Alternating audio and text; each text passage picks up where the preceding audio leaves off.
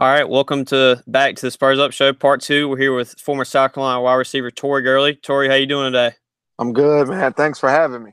Oh yeah, great. We appreciate you coming on, man. So just start out here. I want you to know, just talk about your time at South Carolina and your experience in Columbia. Oh, that was probably one of the best experiences of my life. Having an opportunity to play for Coach Steve Spurrier and just the amount of talent that he was able to recruit and the talent that we recruited ourselves. Something that my class took pride in was recruiting five-star guys and getting them to commit and sign.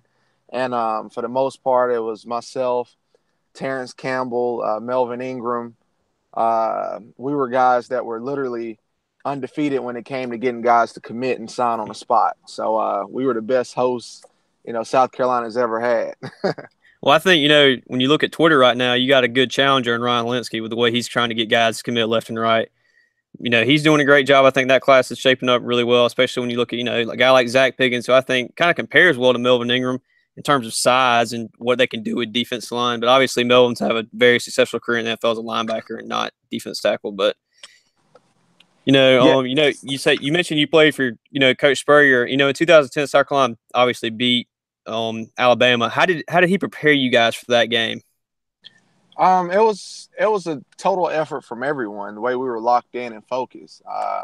Coach did what he normally would do, but I never forget. I went in his office to go over the game plan, and it was one of the first times I went in there, and he didn't have his golf clubs in his hand. Like he was all in, watching film, and he really wanted to stick it to Nick Saban. And just that entire week of practice, there were guys on a scout team that was playing their part and doing what they're supposed to do. Guys like Connor Shaw, Dylan Thompson. I never forget watching guys like Nick Jones do well in practice.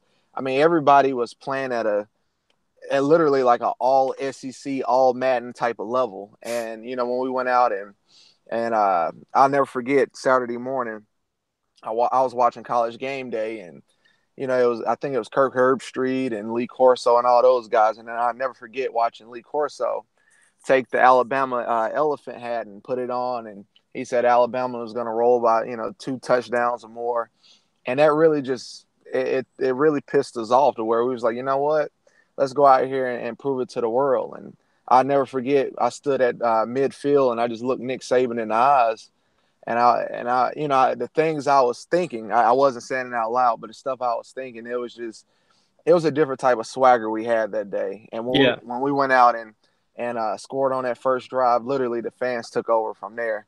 I mean, that game was over with. I don't think we had to do as a team was just go out and put some points on the board, and literally the defense stepped up, special teams played well, and Steven Garcia was just playing out of his mind that day. Yeah, I think that's probably his most memorable performance as a player was when him going in and playing so well against Alabama. And I think from a team perspective overall, when you look at what Alshon Jeffrey did, I mean, it wasn't one guy that stood out the entire game. It was a team effort, like you said. But you go from beating Alabama to the next week to going to Kentucky and losing. How do you go from beating the best team in the country to beating a team that's probably shouldn't even been in the same room with you guys? Uh, Honestly, life was different. That week going into Alabama, I never forget. There were ESPN trucks around campus, and it was so much hype. And after we did go out and slaughter, after David beat Goliath, life was different.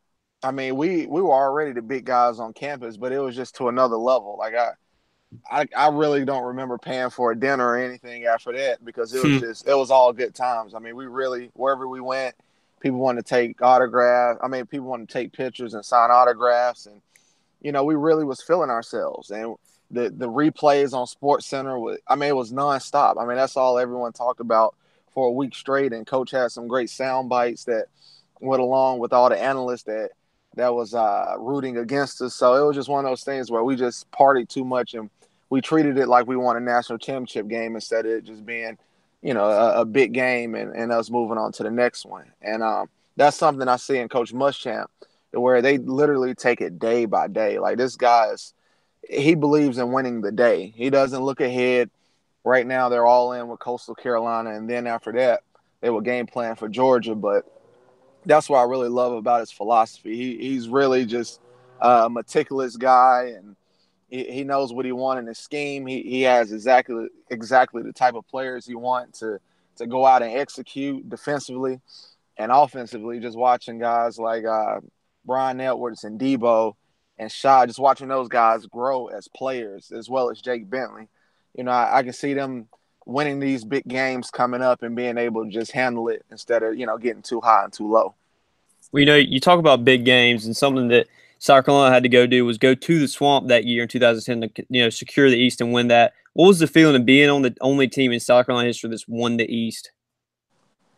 Honestly, we knew we were going to do it. After we beat Alabama, we just had a different confidence, and we had Auburn down. We had them down 21-7 at Auburn, and that's when Cam Newton turned into Superman, and the rest is history. But as a team, I mean, just from top to bottom, we had NFL guys. I mean, you go back and you just start reading the names off. Almost, I think maybe 22 guys had opportunity to play in the NFL. We had numerous draft picks, but I'm talking about guys being on game day rosters. So it just showed, it just proved that we had the depth that the big dogs would have, and we went out there and competed and played as hard as we could, and just having that crowd behind us at William Bryce, I mean, it's nothing like it. I mean, I when I was in the NFL, I would tell guys I would bet our fans against their fans because I know South Carolina and Gamecock Nation, they show up and show out. Yeah, I mean, I totally agree. Being a fan and going to several games, it's a different atmosphere, I think, than anywhere else I've ever been in my life. It's just a crazy thing to see. But, obviously you played in the only SEC championship South Carolina's ever been in. Obviously, Cam went off that game. Wasn't a great score for us. But what was it like to see him, just go off in that game and not be able to do anything about it? I mean, he just showed why he was a Heisman Trophy winner, and they had a phenomenal season. I mean, there were a lot of games they were down a lot, and they was able to come back and win, and the ball just bounced their way. I mean, I truly believe if we go down and right before halftime, he throws a Hail Mary and completes it for a touchdown. I believe if that ball hits the ground, it's a different type of game. But obviously, fate will have it in a different way where the ball bounced into a receiver's hand. And that really just, I mean, that took the air out of our sail. I remember looking the guys in the eyes in the locker room, and we're like, damn, as we're playing as hard as we can. We're doing everything we're supposed to do, and things were just going against us. And from there, that's when the coaches and the players kind of went into a panic mode, and we got away from our game plan. We started throwing the ball around all over the place and going 3 and out, leaving the defense on the field, and then Cam was just shredding us. So, things it started as a snowball effect. But looking back at it now, those are things that I still hold near and dear to my heart because that's something that no other team in South Carolina history has ever been able to do. But I feel like this year, the Gamecocks have opportunity to represent the East this year in the SEC championship game. I agree. I think South Carolina, especially beats Georgia week 2, they're gonna have a really good chance. But you only played at South Carolina for 2 years, and you decided to go pro. Didn't get drafted. What decision? What was the ultimate decision? Or what were the factors that led to the ultimate decision of you to leave school early and go to the NFL? I got tired of playing football for free. I was looking around and I wanted an opportunity to get paid. I was older and I was a 22-year-old sophomore, so I understood my shelf life in the NFL would be short. So no matter what my numbers were, I was going to go to the NFL and play. And by the grace of God, I ended up making the team as an undrafted free agent. Got my pension, and while I was in the league, I will always go back and take one class at South Carolina while I was working on my degree. And things ended up working itself out the end where I graduated and ended up retiring from the Canadian Football League. And now, I got a nice little gig with the SEC Network, and I'm also headed to London this year to cover the NFL games. The NFL is sending me there as well. So my broadcasting and analyst careers, it's about to take off. I have seen that recently, especially with you going on Feinbaum and stuff like that. I think you're doing a really good job out there. But you went around. I think I looked at about 7 practice squads for about 4-year span. Why do you think you could just never stick in one place in the NFL? Honestly, it was a decision I made back in training camp when I was with the Packers. I wasn't patient. I ended up making a practice squad with the Packers, and then they bumped me up to the active roster. And then the following year, Donald Driver retired. So in my mind, I had it made up that I was going to be on a team. Like I was listening to the people in the media, and they were telling me that, okay, this is Gurley's spot to have. And, I ended up getting hurt in training camp, and things didn't work out the way I thought they were going to work out. Things never go as planned. And I ended up getting beat out by Jarrett Boykin from Virginia Tech. He was another undrafted free agent. He beat me out. And instead of me talking to Aaron Rodgers and making a mature decision, I ended up getting pissed off and I just left. I didn't talk to anyone. They wanted to bring me back on the practice roster. They were going to bump my pay up, but I just felt in my heart I needed to be on a 53-man roster because I was there for 2 years. I didn't have patience. And I ended up talking to Aaron years later, and Aaron we looked at each other and laughed because he was like, Tori, I had to sit behind Brett for 3 or 4 years. So, it was one of those things, like, as a player, at the time when you're young and you're just trying to be the best person you can be, sometimes you make the wrong decisions because you're not patient. And, that's something I was able to learn. And from there, when you join somebody else's roster during the season, if an injury happens, whoever is the last person in is usually the first one to leave. And that's what happened. Like, there were several injuries. Like, if you go back and look at the paper trail of what happened, it never was a skill part, because obviously when I went up to Canada to play ball, well, I made the team. I made the team in Cleveland, and I played, and I had the opportunity to do to show my talent.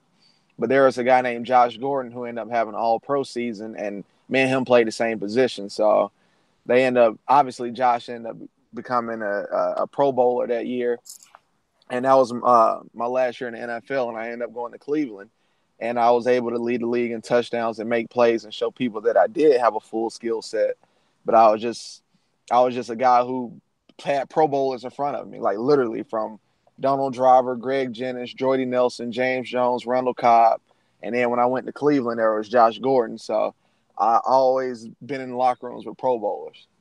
I think especially if you look at this Cleveland situation with Josh Gordon, just a guy that everyone talks about as the most talented in the world, but just can't get on the field because of all-field issues. But, you obviously left the NFL and went to the CFL. You had 10 touchdowns in your first season with the Toronto Argonauts. I think that's how you say it. Uh-huh. Yeah, okay. How'd you have so much success in your first year in the CFL? Because the game plan was around me. Obviously when I was with the Green Bay Packers and I was there, it was all about getting – Jordy was the third or fourth receiver at the time. Really, the guys were Greg Jennings and Jermichael Finley. And he was all-pro tight end before he had a neck injury. But, I mean, when I was playing with the Packers, we were 15-1. So there really wasn't a need for receivers. At the time, Randall Cobb was just a punt and kickoff returner. He was getting in on third down packages, but, the year before they won the Super Bowl. So I think that was one of the best things that happened to me was me sitting back and learning from those guys, because when I actually had a real opportunity to showcase my skill, I was able to do that in Canada, and it really was off the things I learned in Green Bay. Well, you obviously, were successful. You had 3 good years in the CFL, but, obviously you were just retired from there, and you just got some fame from going on the Paul Feinbaum show. Talk about South Carolina, and, you said they'd beat Georgia week 2. You said you were calling it then. And what do you think about this team and this upcoming season, and why do you think they'll beat Georgia week 2? They're a year older. It's Coach Muschamp been around this is his 3rd year. These guys are growing right in front of our eyes. I'm fortunate enough to be in the building. I get to sit in on meetings and practice, and I'm all access. So I get to watch these things firsthand. And I've sat down and watched film with the coaches and the players of Georgia. And obviously, in the college football playoff, Baker Mayfield really had the game won. I don't see how it was unbelievable how Georgia came back and won, but Baker shredded them. Baker in Oklahoma, they went out and, they scored close to 40-plus points, but Georgia was able to get the win at the end. And then in the national championship game, just watching some of the things they were doing in the fourth quarter, how they gave up a big play in overtime, it just shows that there was a lot of weaknesses on that Georgia defense that people are not talking about. They're so infatuated with they're a stable of running backs, but honestly, when you have 2 running backs that are worth 2,500 yards rushing and 31 touchdowns, that's hard to replace. And a lot of those guys were underrated in picking up blitzes and just protecting Jake Fromm. I mean, he had a very easy job. So I think this year they struggle a little bit coming out of the gate. Obviously, whoever they play week 1 is probably a cupcake. They're going to smash them. But coming on the road and playing South Carolina, I think that's the last place you trying to put a team together. I think if they, maybe if they play South Carolina later on during the season, they might have a better shot. But week 2, with them still trying to figure out who they are and their identity as a team, I like South Carolina with the win. And I agree. I think that you don't just replace Nick Chubb and Sony Michel, and especially look on defense. Raquan Smith and Lorenzo Carter, both guys that got drafted. First Very round high draft picks.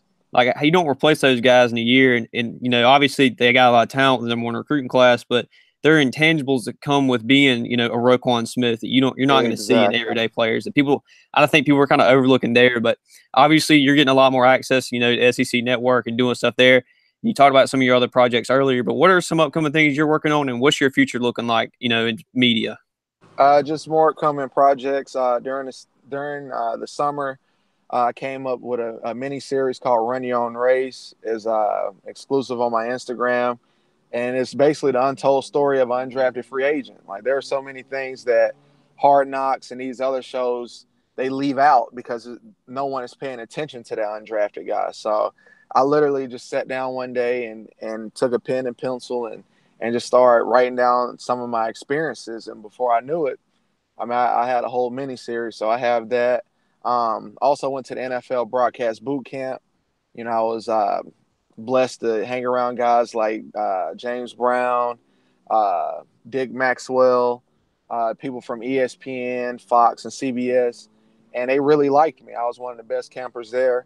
And it's created more opportunities for me to brand myself. And, the NFL is sending me to London to cover the games this year with Sky Network. So I'm just, I'm really just excited about all these new opportunities. And I just want to represent the Gamecock Nation well. It's something that South Carolina is really, we haven't had is a television personality. Like Sterling Sharp, he would do the NFL Network, but he really didn't talk about college football. And it's too many great South Carolina players to come through the SEC rankings and not to have someone to celebrate their accomplishments in all sports.